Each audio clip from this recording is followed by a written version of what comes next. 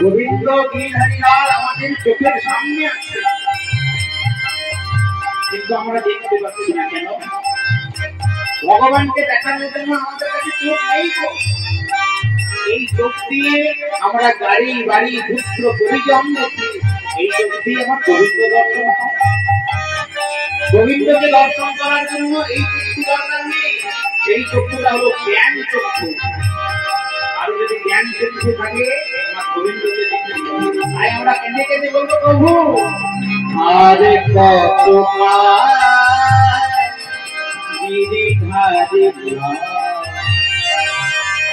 আড়ালে আড়ালে তুমি রবে, আড়ালে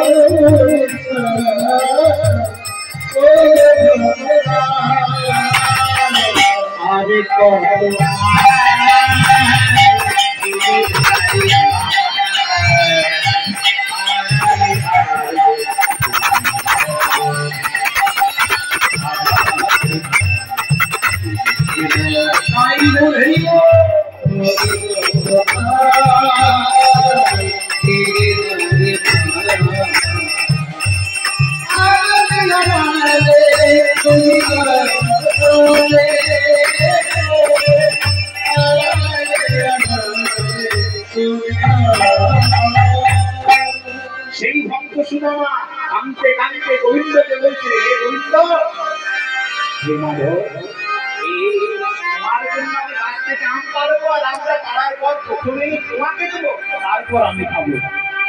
কৃষ্ণ বলছে, বেশ, সামনে যখন চেপে আছিস গাছ থেকে আমটা পার, প্রথমে আমাকে দিবি, তারপর তুই খাবি। সুদামা করেছে কি লক্ষ্য রাখবেন বাবা, খুব গুরুত্বপূর্ণ জায়গা লীলাটা। ভগবানের কাঁধে চেপে ভক্ত সুদামা আম গাছে উঠল। এবার আম গাছে ওঠার পর আমটা পেড়েছে, আর আমটা পাড়ার পর কথা কি ছিল না, প্রথমে কৃষ্ণকে দেবে। সুদামা পাড়ার পরেই আমটা নিজে খেয়ে নিয়েছে, আর যেই নামটা নিজে খেয়ে নিজে সঙ্গে সঙ্গে কানায় বলে উঠলো, ছি ছি ছি ছি ছি। একটু লজ্জা নেই? এই মাত্র বললি যে আমটা পাড়ার পর প্রথমে আমাকে দিবি, খেয়ে নিলি। তখন ভক্ত সুদামা আর তো ভগবান তার প্রকৃত বন্ধু কানাইকে উদ্দেশ্য করে বলছে, কানাই রে,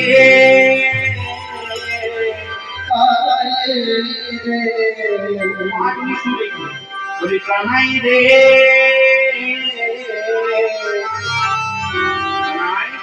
ঘর থেকে যখন ননিয়ানি মাখন আনি নারকেলের নাড়ু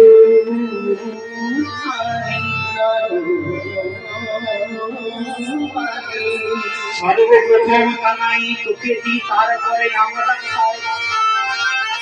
কিন্তু কানাই রে, এটা তো আমার বাড়ির জিনিস নয়। শোনো আমার কানেক্টটা।